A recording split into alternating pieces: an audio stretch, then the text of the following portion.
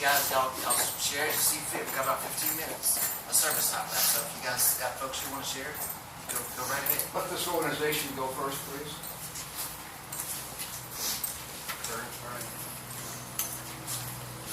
Thank you all for being here. My name is Bernie Yoder. Al and I served together for 8 years. I'll cut this short because I want to give everybody else a chance. What he loved most was his family. Laura was his wife, Geneva, his 3 sons, Alvin Jr., Melissa, Anthony, Michael, and Heather, and his grandchildren, Bianca, and her husband, Will, and his great-grandchildren, James and Annika. You were the love of his life. His service, character, and compassion will live on without the privilege of knowing him. Is there anyone else? Rick, come on, brother. You've known him longer than the rest of us. You got anything? I had the privilege of being his chief patrol sergeant on 2 assignments, one in the Philippines and one at Hurlburt. He was a remarkable operator. Sometimes I don't think I made him happy when I made him go into training, but your best trainers are your best operators, and that was why I always gave him that job. But good friend and a man that I respected greatly.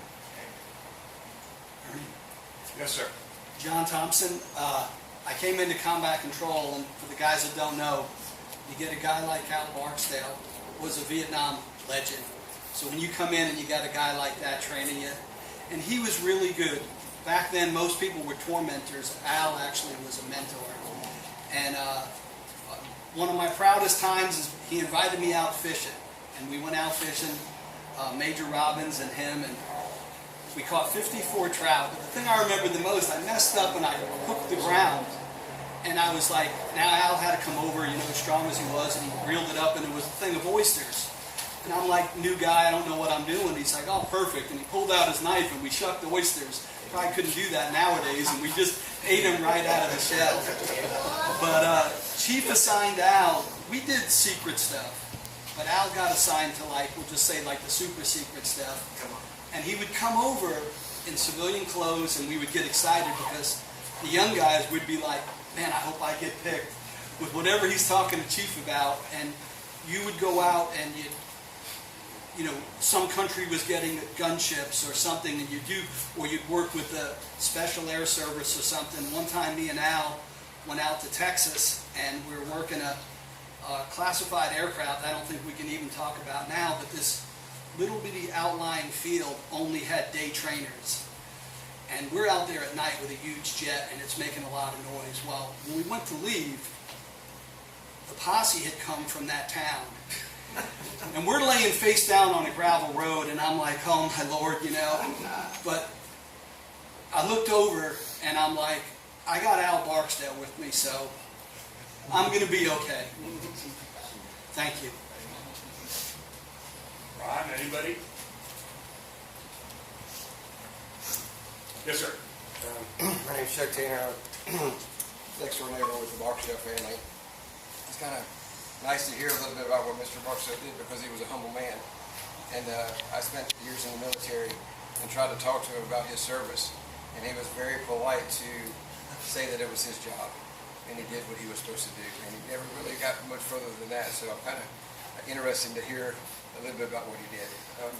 Got a large family, got grandkids that come into town all the time, and one of the things I remember about Mr. Barksdale was he loved to sit out on the front porch with his wife, right in the front on his driveway, and he'd get a hoot out of watching my grandkids just run around and act like little kids. And so I love him. He's a very kind man. He's a very humble man. And you can see in his children the love that he had for them because they're good men. And he's got a lovely wife, lovely grandchildren, and I'm thankful to know him. Thank you, gentlemen that worked with I'm trying to find the right word. You know, just to say master sergeant isn't enough. To say hero, you're all heroes. But to a man who put his other troops ahead of him, that's what I think that you are all referring to. Lying face down in that gravel, you knew that you were safe. We have some family members that would like to say a few things, and now is your opportunity. Well, most of y'all don't know me, but you do. I'm not very emotional. For some reason today, it got me.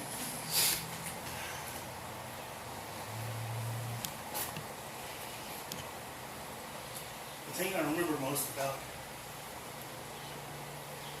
someone else.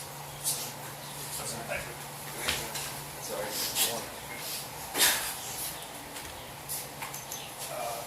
Try and protect my voice as best I can. Michael, youngest son of Dad. I'll try and keep this brief. As a kid, I hated going anywhere with Dad. You go any store, you can name, and I kid you not, every other person was stopping.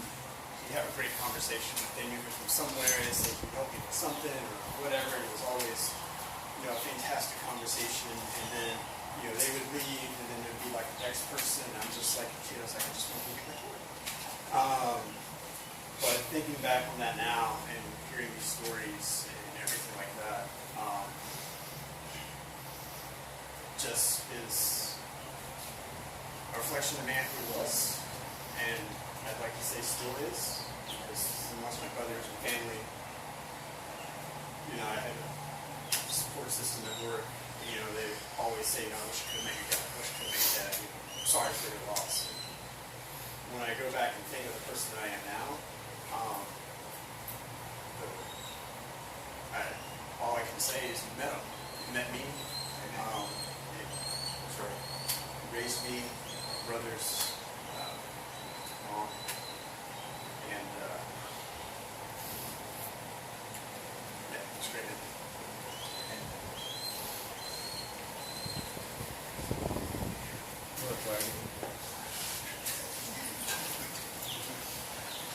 I'll get ready for part two. It's all good, it's all good. I never expected it. Close, I can't catch you, you're a big guy.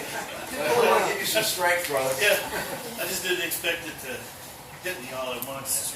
I don't go to very many funerals, and all this towards someone I knew and looked up to really got me.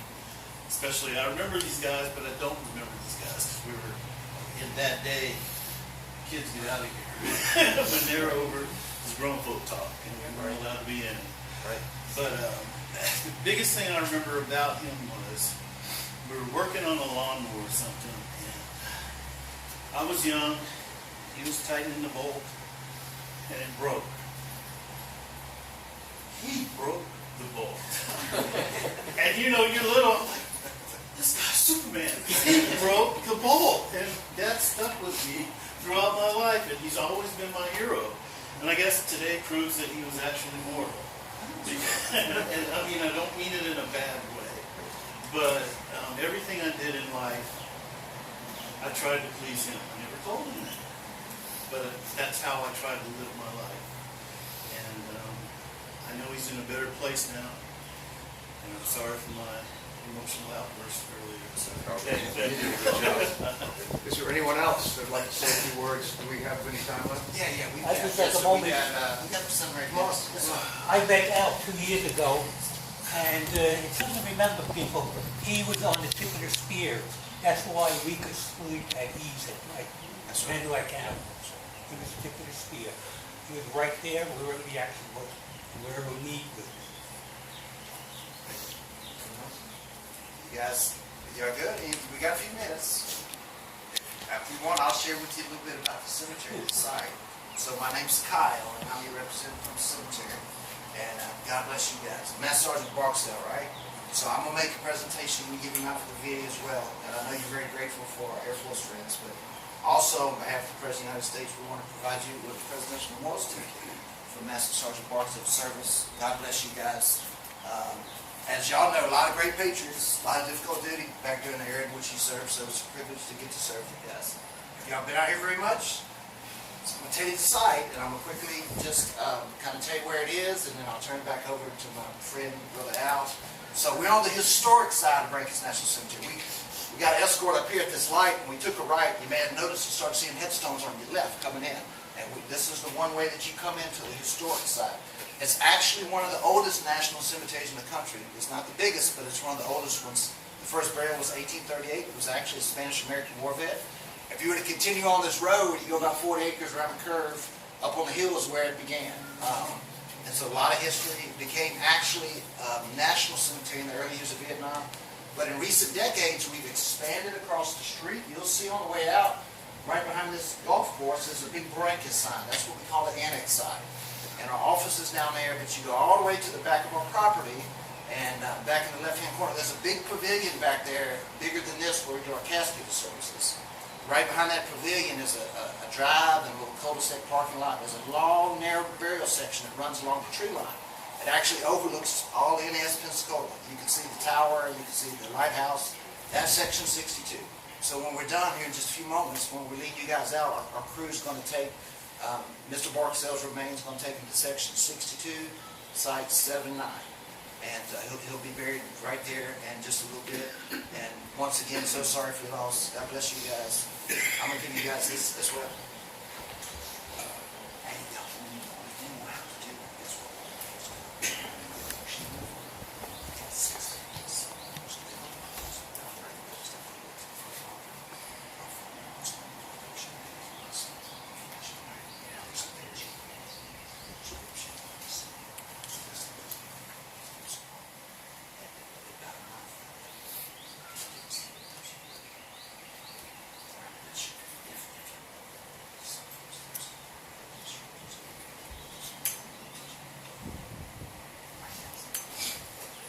We got here just a little bit late and it wasn't our fault, so I'm going to steal one of those minutes back.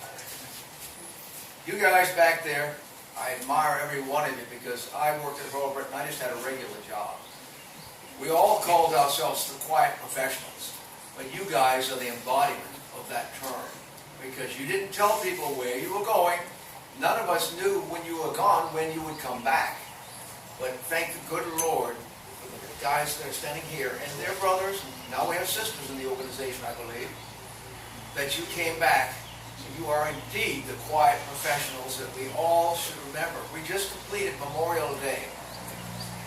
In 2 weeks, we're going to be celebrating the birth of our nation 250 years ago, and the military that made it possible. Without the military, we wouldn't have had someone to enforce that Declaration of Independence.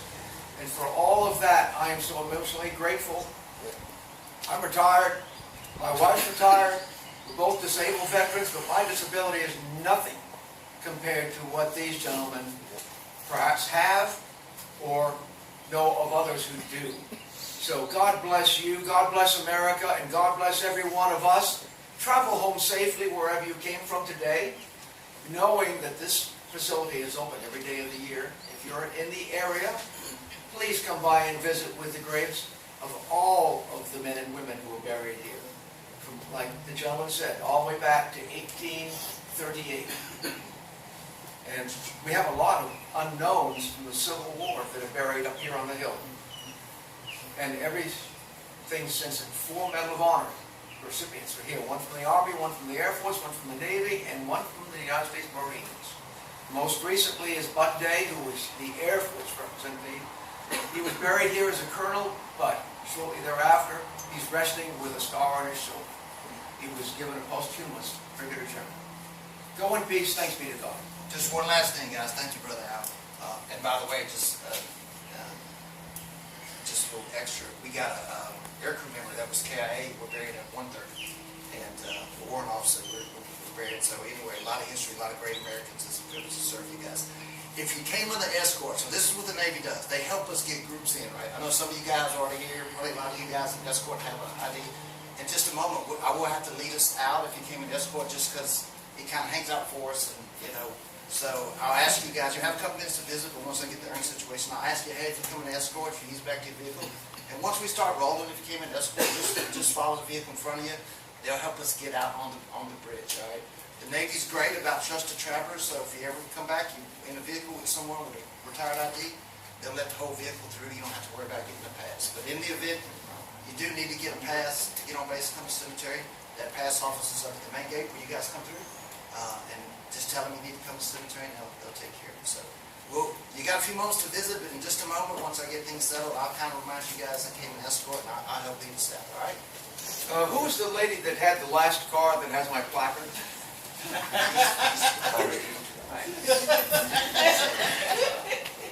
Last time I did this, I forgot to ask.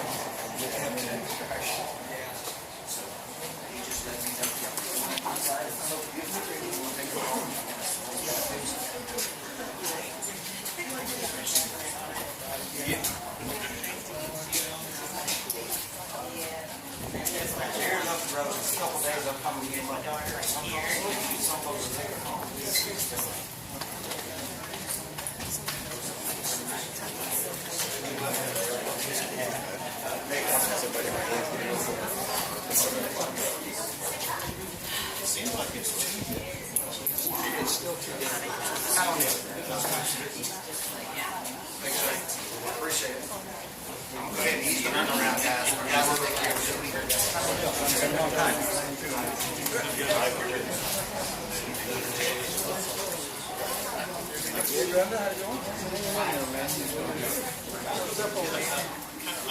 You guys are not all retired, though. No, I thought you were just in this job. Facial hair, long hair. And definitely not like Yeah. When was this episode up?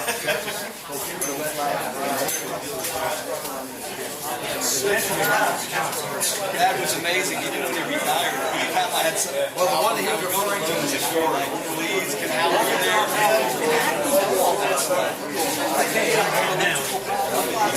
Where you need this. I'm going to go in 98. That's what He was amazing.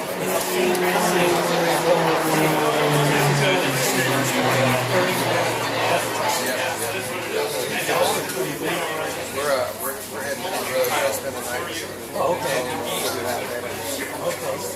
Not a problem. Tell me, say after hello. Yeah, she was saying, but I thought we were having those ceremonies. How you like to play? Good, we're just right around the corner. Base audio visual or something?